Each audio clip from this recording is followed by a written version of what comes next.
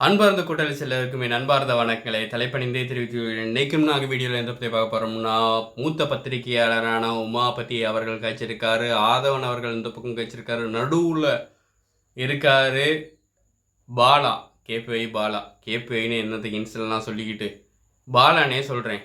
பாலா இருக்காரு.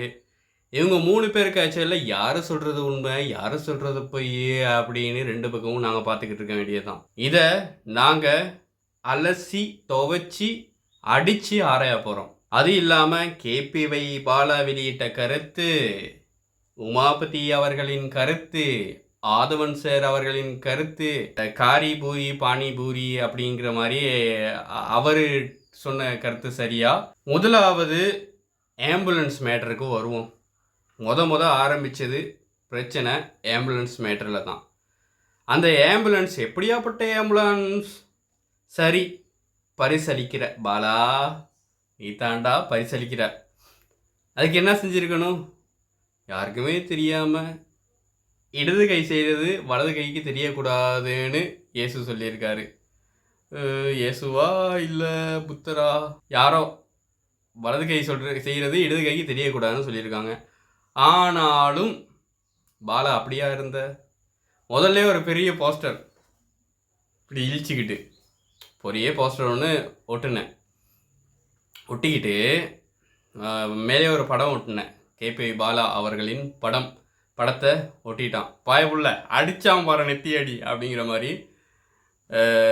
படத்தை முன்னுக்கே ஒட்டினேன். ஏண்டா நீ உதவி செஞ்சா இதை எல்லாத்துக்கும் பப்ளிசிட்டி பண்ண வேண்டிய அவசியமே இல்லை.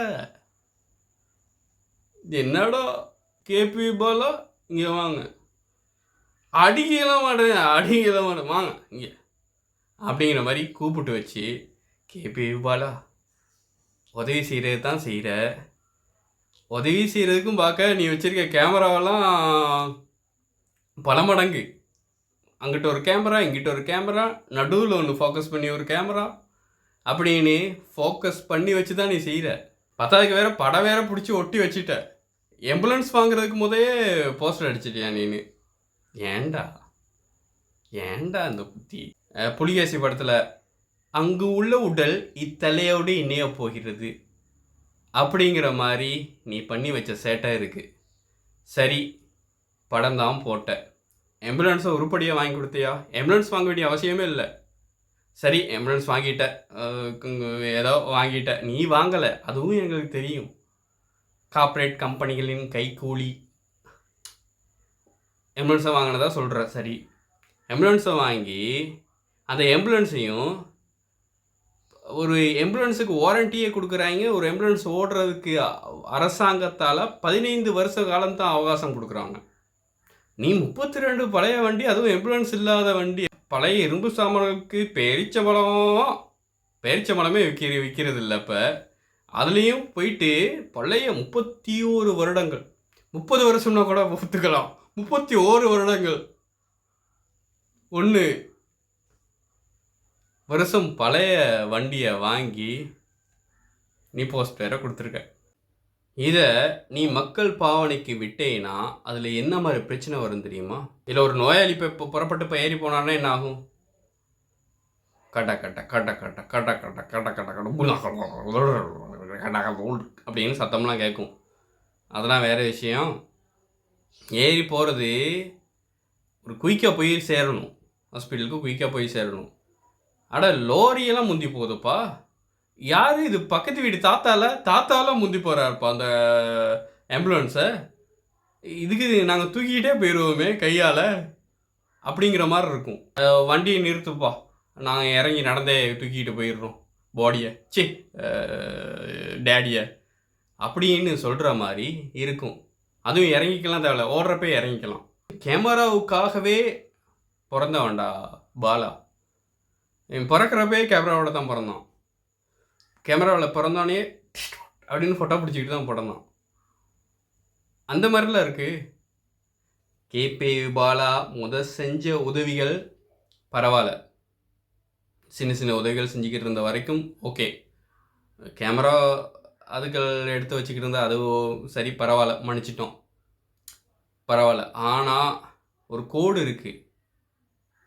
கார்ப்பரேட் அப்படிங்கிற ஒரு கோடு இருக்குது. அந்த கோட்டுக்கு மேலே வந்தால் கார்ப்பரேட்காரங்க தூக்குவான். பயப்புள்ள சிக்குனான்டா, தூக்குடா அந்த செல்லத்தை, தூக்குடா, அல்வா மாதிரி தூக்குடா அப்படின்னு கார்ப்பரேட்காரங்க தூக்கிடுவாங்க. தூக்கி அதுக்கு பிறகு நடிக்க தோங்கின விஷயங்கள் தான் அப்பாப்பா, அம்மம்மா, எவனா நடிப்புடா சாமி, சிவாஜி கடைசியே மிஞ்சிட்டேடா, அப்படி நடிப்பு. கேபி பாலா ஆம்புலன்ஸ் எடுத்தது பெலை. அதுவும் இதுக்கு அந்த பருத்தி மூட்டை குடோன்லேயே இருந்திருக்கலாம். அந்த மாதிரி தான் அந்த ஆம்புலன்ஸ் இருக்குது. ஏண்டா ஒரு ஊருக்கு நல்லது செய்கிறோன்னு வச்சு அந்த ஊருக்கு சூனியெல்லாம் வச்சுருக்க நீனு. அந்த ஊர் இப்போ இருந்தாலும் அந்த ஆம்புலன்ஸில், கவர்மெண்ட் ஆம்புலன்ஸில் டக்குன்னு போயிட்டு சேர்ந்துருக்கும். சென்னையில் ஒரு நாள் அப்படிங்கிற படத்தில் கூட ஆம்புலன்ஸ் சர்வீஸை பார்த்தோம் நாங்கள். கவர்மெண்ட் சர்வீஸ் தான், ஆனால் பட்ட சர்வீஸ் கொடுக்கும் ஆம்புலன்ஸ். அந்த மாதிரி ஆம்புலன்ஸ்லாம் இருக்குது, வர்றன்னு போகுது.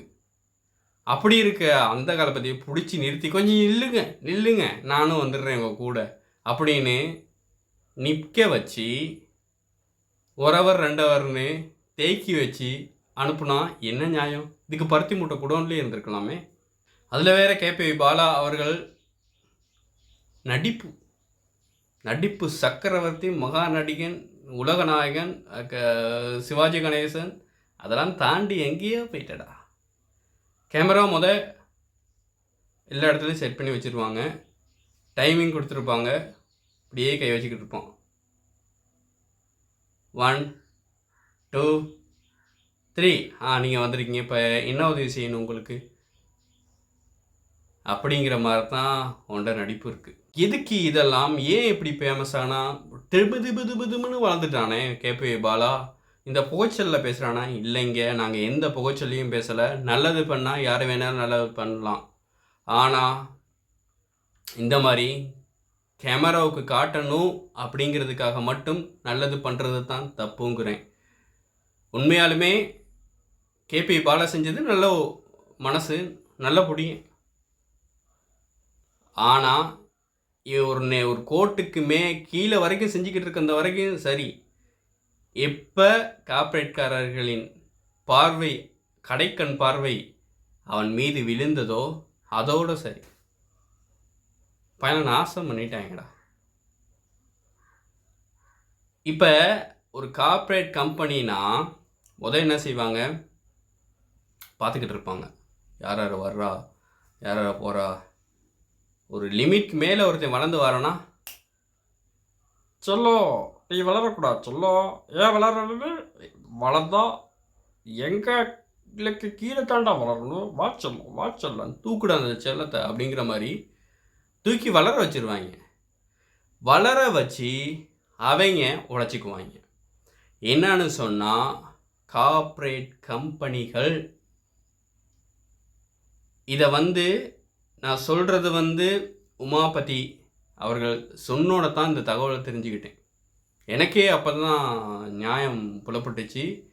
எனக்கு கூட அப்போ தான் எனக்கு தெளிவு பெறஞ்சி. என்னன்னு சொன்னால் கார்ப்பரேட் கம்பெனிக்காரர்களோட வலையில் விழுறது எப்படின்னா, பார்ப்பாங்க, பார்த்துட்டு இவன் நல்லா வளர்கிறானா, பாலா நல்லா வளர்கிறானா, சரி அவனுக்கு இன்னும் ஃபேமஸாக உருவாக்கி தருவோம், நாங்கள் இன்னும் ஃபேமஸ் ஆக்குவோம். கேபி பாலாவுக்கு ஒரு கோலை போடு, கேபி பாலா சொல்லுங்கண்ணே அப்படின்னு கதைப்பான். உனக்கு இப்படி தான் நாங்கள் யூடியூப்பில் உன்னை செம்ம ஃபேமஸ் ஆகுறோம், நல்லா ப்ரேம் பண்ண வைக்கிறோம், செம்ம ஃபேமஸ். இன்னிலேருந்து நீ விஜய்க்கு, ரஜினிக்கு, எம்ஜிஆருக்கு இணையாக வந்துடுவ. உன்னை இன்னையிலேருந்து நாங்கள் உன்னை ஃபேமஸ் ஆக்குறோம். ஏன்னா நீ நல்லது செய்ய பிறந்திருக்க, நீ ஒரு நல்லதுகளின் தம்பி, எங்கள் தங்க தும்பி அப்படின்னு சொல்லி அவனை தூக்கி அவனை பாராட்டி சீராட்டி வளர்த்து விட்ருவாங்க. வளர்த்து விட்ட பிறகு கவர்மெண்ட் காசுகளை சட்டப்படி வரி செலுத்தணும். நல்லா வளர்ந்து வர கார்ப்பரேட் கம்பெனிகள், ஒரு கார்ப்பரேட் நிறுவனம் எங்கள் ஏரியாவில் இருக்குன்னா அது வரி செலுத்தணும். அப்படி இல்லையா, வரி செலுத்தாமல் வரி செலுத்தி ஆகணும், பிரிச்சுக்கலாம். பிரித்து அதில் 10 கோடி சம்பாதிக்கிறியா, அதில் 2.5% 5%க்கு நீ நல்லது செய்யணும். அப்போ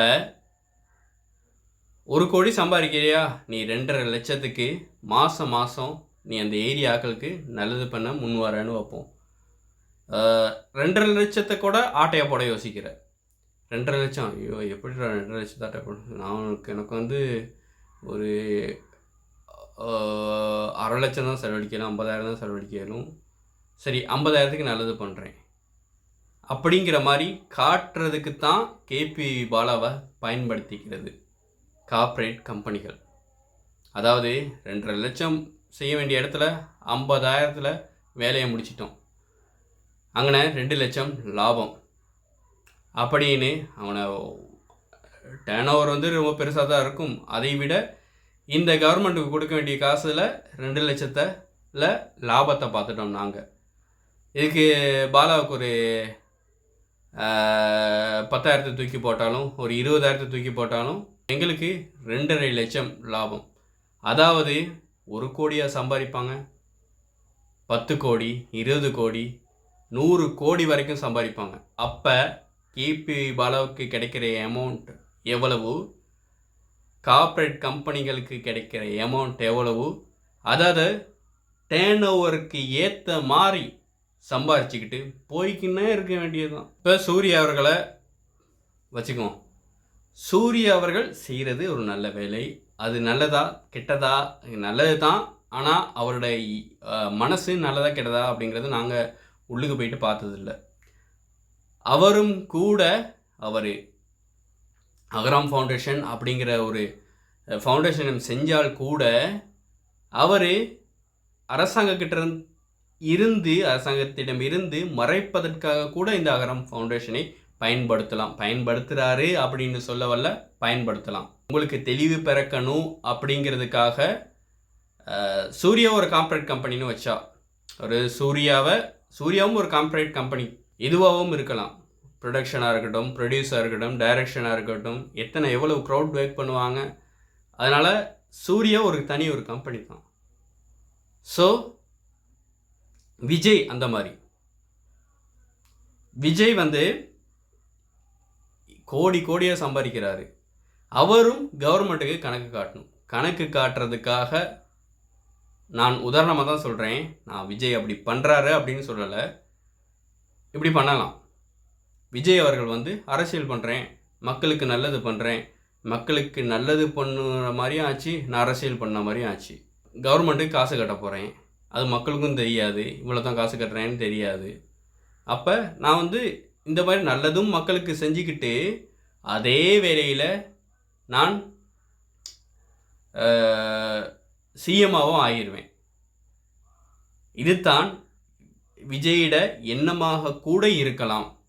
அது உங்களுக்கு புரியணுங்கிறதுக்காக தான் சொன்னேன். விஜய் அவர்கள் எப்படியாப்பட்டவர் அப்படின்னு நீங்கள் கமெண்ட்டில் சொல்லுங்கள். கேபி பாலா எப்படியாப்பட்டவேனும் கமெண்ட்டில் சொல்லுங்கள். இப்போ அடுத்ததாக துல்கர் சல்மான் மம்முட்டியோட சீன் ஒன்று போய்கிட்டு இருக்கு. ரைடு வந்துருச்சு வீட்டுக்கு. லக்கி பாஸ்கர் அந்த படம் நடித்த யோகமாக என்னமோ தெரியல, லக்கி பாஸ்கரில் அப்படி தான் நடிச்சிருப்பார் துல்கர் சல்மான். இப்போ லக்கி பாஸ்கர் படத்தை பார்த்துட்டு போலீஸ் வந்துச்சான்னு கூட, ரைடு வந்துச்சான்னு கூட தெரியலை. அதையும் கமெண்ட்டில் சொல்ல மறக்காதீங்க. எல்லாமே சேர்ந்து வருது. விஜய் அரசியல், பாலா பிரச்சனை, மம்முட்டி துல்கர் சல்மான் பிரச்சனை, எல்லாமே சேர்ந்து வருது.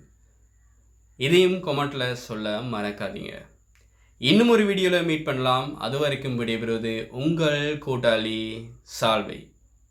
பாய், டேக் கேர்.